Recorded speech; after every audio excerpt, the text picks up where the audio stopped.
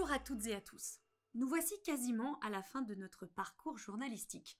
Avant de nous quitter, voyons ensemble comment une bonne enquête repose sur plusieurs éléments et ne doit pas se cantonner aux seules dépêches des agences de presse. Un terrain bien préparé, c'est donc bien connaître les sujets abordés et les maîtriser. Pour ceux qui se sentent novices entre guillemets dans ce domaine, des formations en ligne existent. Politique budgétaire verte, alimentation durable, cours d'introduction en ligne sur le changement climatique ou plan d'action des États pour réduire leurs émissions de CO2. Quel que soit le thème désiré, n'hésitez pas à faire appel au tutoriel de unccelearn.org. Ce partenariat de plus de 30 organisations multilatérales soutient le partage des connaissances, promeut le développement de matériel d'apprentissage commun sur le changement climatique grâce à la collaboration des agences des Nations Unies et d'autres partenaires. L'analyse des données disponibles via sites officiels, ONG, universités et centres de recherche, éventuellement les entreprises, est également indispensable. Donner des chiffres d'une étude, c'est bien, mais il faut aller plus loin en les étudiant. D'ailleurs, votre regard sur la littérature et les travaux scientifiques existants via les revues de référence comme Nature par exemple, fera aussi la différence. Tout comme la prise de contact en amont sur place. Pour cela, il ne faut pas hésiter à se tourner vers des associations de journalistes et des réseaux. Africa 21, par exemple, constitue un réseau de journalistes africains traitant des questions environnementales et climatiques avec le soutien de partenaires en Europe et à travers le continent africain. C'est aussi l'occasion d'échanger avec d'autres confrères ou consoeurs qui connaissent bien le sujet et le terrain.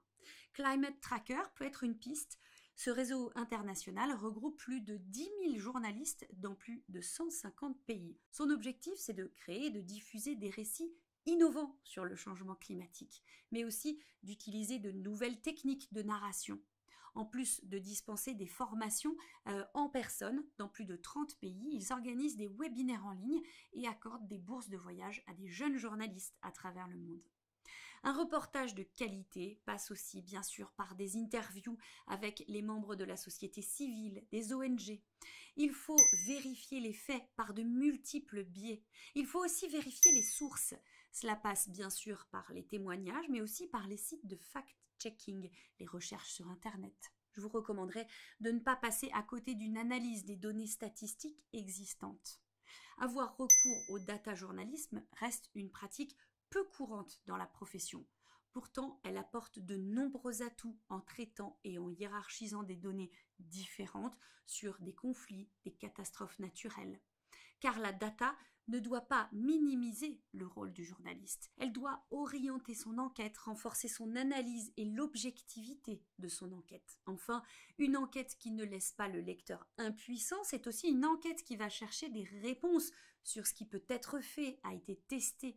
Pour cela, vous pouvez vous référer aux ressources proposées par le réseau de journalisme de solutions, solutionjournalism.org et leur Solutions Story Tracker.